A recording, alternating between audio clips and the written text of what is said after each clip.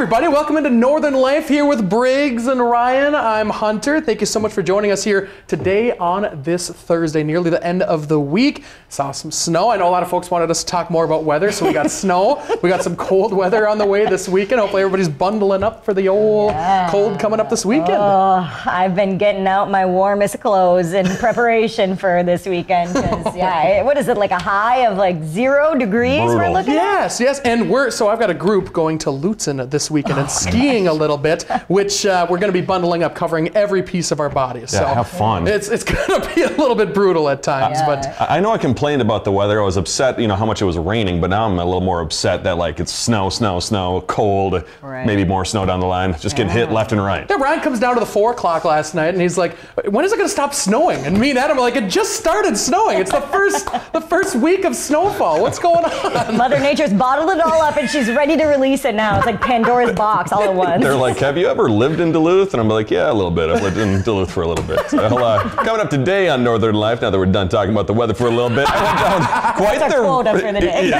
went down quite the rabbit hole when it comes to Wisconsin. We have to share a phrase I've never heard before, plus a few current and former laws in certain cities in Wisconsin that are worth talking about. Okay. We'll also get to see how Wisconsin kids are taking in all of our recent snowfall, and we'll meet a pair of polar bears in Ohio who are becoming well known for their sweet moves. Dance moves? I'm excited to see this. I don't know what kind of moves we're talking about, but I like the sound Chess of this. moves? Yeah. Could be anything. How are you doing? How you doing?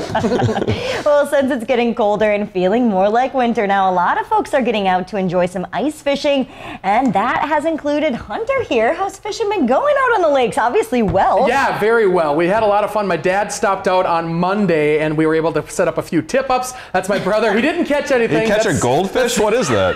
It's still the minnow. Out there. It's still the sucker that was on the as used as bait. So he was skunked. What'd you call him? What'd you call Colton? Colton is a sucker, but no. But he's a nice fella. We keep him around. But my dad also caught one as well, but that was the next day. He actually stayed over and went out by himself on Tuesday as well. So we got a couple, and our goal is to pickle the northerns. We've never pickled northerns before, and it's supposed to taste really good. And what do you normally do? Normally you would cut them up and you would cook them. Like kind of fry. As one might do. Yes. What is the pickling process like? Well, Ryan, let me tell you. It features pulls up Google. Because I still don't fully know. According to Wikipedia. You're supposed to freeze it for 2 weeks to get the worms out of the fish or something like that. Yeah, something like that. And then you put it in a pickle jar and put some stuff in there and seasoning. And I think magically the bones go away and it turns into this delectable little treat that you get to have whenever you want. I did not know that. Yeah. You guys want to try some when it's all done? Sure. I was out when I heard worms. The worms are out though. The worms are out. We're good to go. But just knowing that they were maybe there in the first place. The thought of Hunter cooking too, I go, I'm gonna have to pass. That's a no for me, Doc. You know who I will get the fish from if they make it? Adam and Dan, if they're making fish. Sorry, Hunter, but we know Adam and Dan too. They're getting out. They're posting these pics on their Facebook accounts, talking about all the fun they've been having. Adam obviously catching some good things with Cosmo there by his side, hanging out on his little special mat in the ice house. So, and then there's little is that a life vest? Looks like a life vest Cute. too. And then very smart. This photo right here of Dan with little fish he caught too. So that's sweet. I mean, I'm not an ice fisherman, but it would be fun to go out with that group, and you too, Hunter. It'd be fun to go with you too. Thank you. I think in the future we should be doing something with those two and going out for a whole day and just ice fishing and hanging out on the ice. It sounds like a great time, right? I've never actually been ice fishing. Nor I. Yeah. It's a blast. Oh, really? Un-Minnesotan of me. I know. Wow. Minnesotan, never gone. Okay. I'd stand on the ice. That'd be fun. Yes. I'm not a big fisherman, so Sure. I used to as a kid, with Grandpa, you go on the boat and catch some sunnies. That was always fun, but I don't know, just haven't really gotten around to it. That's all right. We can get you guys adverse again, and is that the word, adverse? Or teach an old dog new tricks, Well-versed. Well-versed? We'll get you guys well-versed? Inverse? That's not a word. I guess it's a word, but it doesn't mean that at all. I'll look at a dictionary. What's the next talker on the agenda?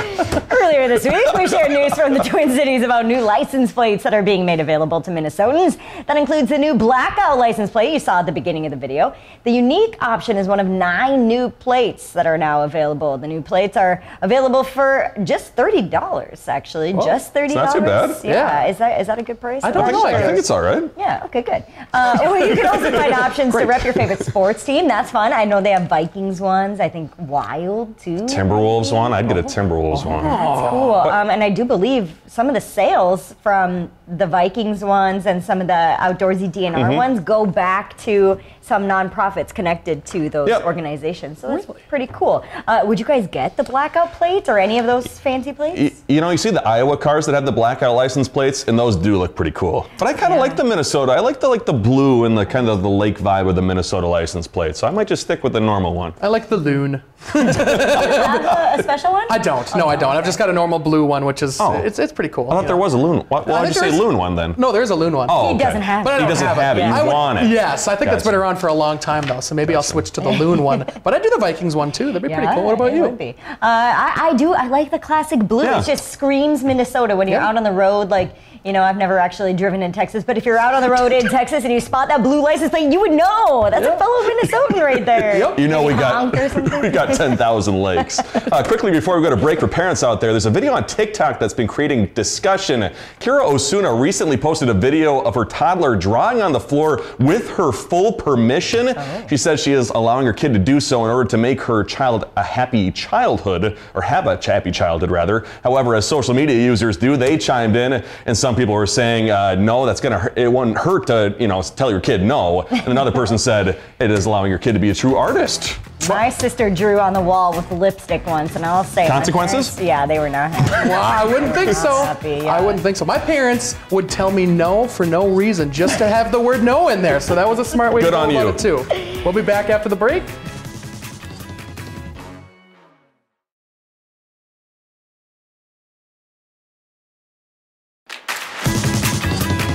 Welcome back, everybody. We've been seeing a ton of videos posted online around Wisconsin with kids taking advantage of all that fresh snow outside. I guess we're going to continue to talk about the weather today.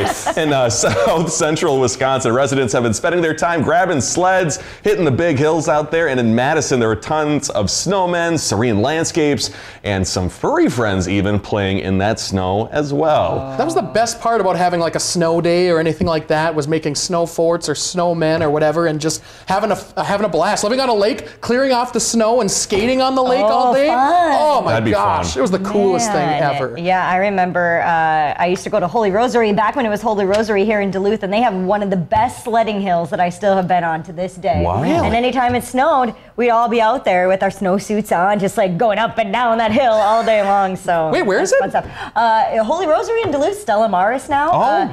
It's on their property, so I wouldn't advise going to check it out. If you don't go to school there. Breaks So Savage told me I could sled this hill. I think it's gonna be cool. I'm sure there's another good one in Cloquet at Pinehurst Park near there. That is a public one, so you should check that one out. Good. Because that's a fun one too that we used to go to. My dad's from Cloquet. So, nice, yeah. No trespassing. No trespassing. Take it easy out there. It's time out. Well, more snow means business for snowplow removal services too. But how do some of those drivers feel when it comes to getting their job done well? Plow driver Jason Wooden in La Crosse has been clearing roads for 15 years now and says the biggest obstacle is dealing with parked cars and knowing where to put the snow. That makes sense. I can only imagine trying to navigate around those parked cars. Or sometimes the snow is so high you don't even know there is a parked car underneath the snow. Jeez. I bet. Yeah. He also says there's always something in your way. He encourages drivers to give themselves a good amount of space if they're behind a plow truck. That's good advice from a plow truck driver. I feel like they need more of a platform. They have a hard job. They need to be sharing the tips for the people. Put them on TikTok. Get them on TikTok and Instagram, Facebook. Enough drawing on the ground. Let's talk more about the plow drivers. Yeah, the kid. The kid. Right. Reference back to the previous. What's that? If you are a plow driver out there and you watch the show, send us some comments and give us your pet peeves. How about that? Yeah, but you know, we already talked about this way too much. The does it work? The tire inflator and me being worried about running into something. Yeah, that's probably not a good job for me right there. No. Being worried about hitting things. Seriously. Well, they got tough schedules too. Obviously, snow comes at all times of day, and they're working long hours, overtime, so kudos to all the plow drivers out there. Big Man, round they're of getting applause. in their busy part of their season. Right? Yep. Yeah, good for you out there. Yep. Thank you for the work you do, too. Yep. Hey, out in Michigan, Christmas came a little late for a 4-year-old boy on Christmas Eve. His family's car was stolen. Sorry, it was stolen on Christmas Eve, and it had all of their Christmas presents inside of that vehicle. However, the Grinch didn't end up ruining little Henry's holiday here. Authorities found the car on Christmas Day, and after being impounded for fingerprints, and they got to do their investigation and whatnot, Henry just got those presents back at his house and was just able to open them. And so Henry wanted to thank the police, saying, "This is the best Christmas ever." Wow. That would be the saddest news to share with your little child.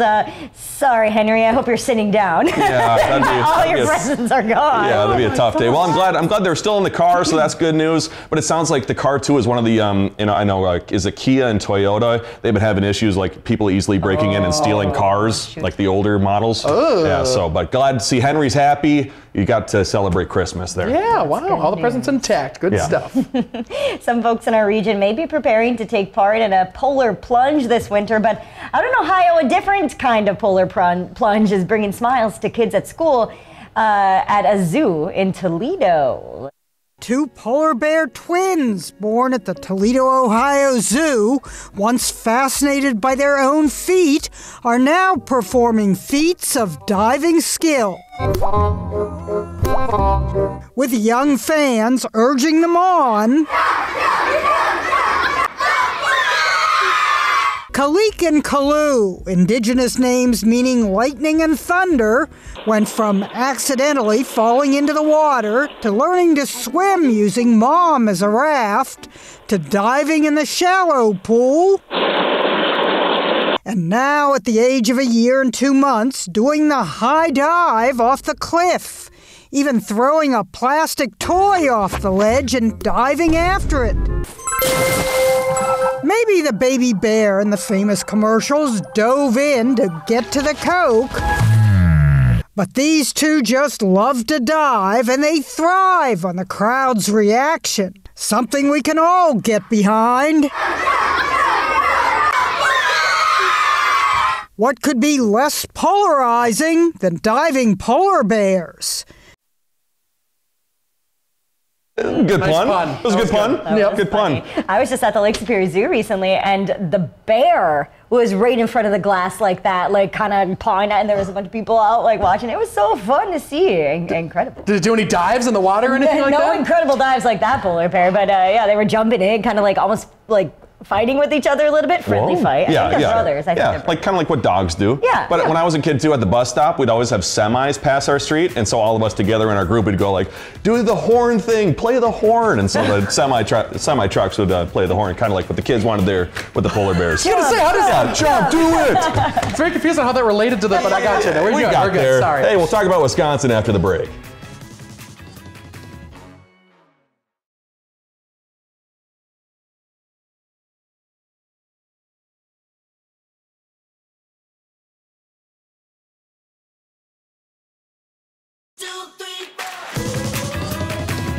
Welcome back, everybody. A few days ago, we shared the story of Hunter and Seth rocking out at Morgan Music in Superior, and we actually ended up getting a message from Naomi on Facebook, and I've been wanting to talk about this for a while now. And Naomi said something I've never heard before, so she told us in that message, "Thanks for highlighting Morgan Music. Appreciate that you include businesses on this side of what she calls the cheddar curtain." So according to, I had to do some research online, so according to the UnitedStatesNow.org website, the border separating Wisconsin and Illinois is known as the cheddar curtain. So it delineates kind of a shift from the farmlands of Illinois to obviously the dairy country of Wisconsin. And because once visitors have crossed through the cheddar curtain, they're bound to be intersected with a cheese product eventually. That's funny. So I'd never heard the phrase cheddar curtain before. That is exclusively what I'm referring Wisconsin to now. The cheddar curtain only in all of our news stories. When you pass over the Blotnik or pass over the bong and you go through the cheddar curtain. Yeah, that's genius. Parting the cheddar curtain. I want to always be on that side of the cheddar curtain. I want to always have cheddar access to. You want to be on the cheddar stage. Yes, the cheddar stage. I want to be performing on some cheddar, something like that. Probably will this summer, I hear. Look out. Yeah. And so as I was digging into the term cheddar curtain, I was hit with all sorts of websites, but I came across a bunch of real laws and some myths about Wisconsin law in some cities. So So according to the Nicolay Law Group, the first one involved a strange... The guy with all the commercials? The guy with all the commercials. Oh, yeah. Yep. So the first one involved a strange but unfortunately untrue law about how apple pie in Wisconsin must be served with a slice of cheese on it. So unfortunately, that is untrue. Okay, but there was a law in effect from 1935 to 1937 which required butter and cheese to be served with meals in restaurants. Sadly, that law is no longer in effect. That makes sense, I suppose. We could try apple pie with cheddar cheese sometime. I feel like it can't be that bad. Well, have you ever seen like those pictures in like Subways and things like that, where it's like a apple with a slice of cheese next to it, or it's like two weird foods that don't belong together? It's like the decor of all Subways everywhere. So I've always been like, those two don't go together, but I do want to try them somewhere. Decor of all Subways. Yeah. For 1 second, I thought you were talking about like Subway trains. No, in like New York City. Subway. A lot of wild art on those Subways.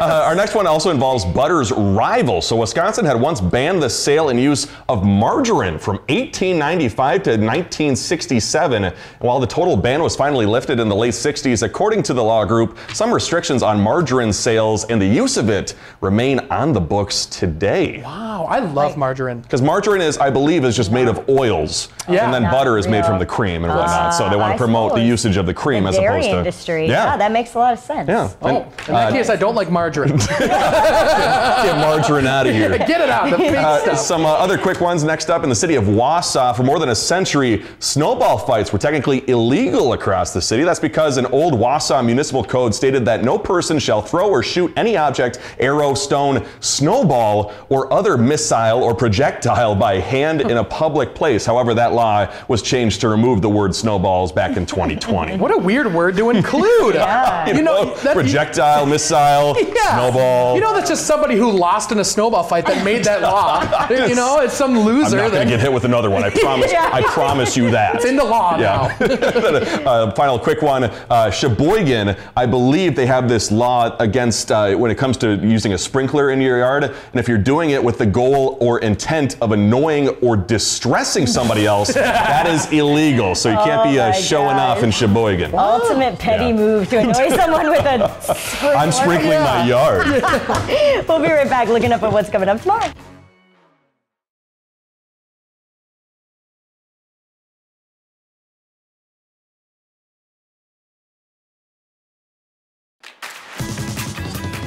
Welcome back, folks. Coming up tomorrow, we're going to preview the start of the NFL Wild Card Weekend. We've got some stakes in it around the Northland as the Packers head to Dallas to play the Cowboys. We'll also crown our regular season Northern Life champion, talk about our biggest loser, and make our early Super Bowl predictions. And I'm excited to crown the champion. We're going to see who that is. I bet talk about the biggest loser. Yeah. It's going to be a lot of fun. Ryan. I'd rather talk about the people in the middle, you know, the awesome people who are in the middle of our pack in the selections. There we go. Let's talk about that instead. Let's. The games this weekend probably going to be crazy because there's some interesting weather. Yeah. Oh, yeah. Oh, speaking of the weather. Just Kansas thought I'd City. circle back. That's every single block we talked about weather, I think, right? We're on a Give roll. people what they want. There you go. On a roll. Before we go, we want to wish a very happy National Milk Day to you.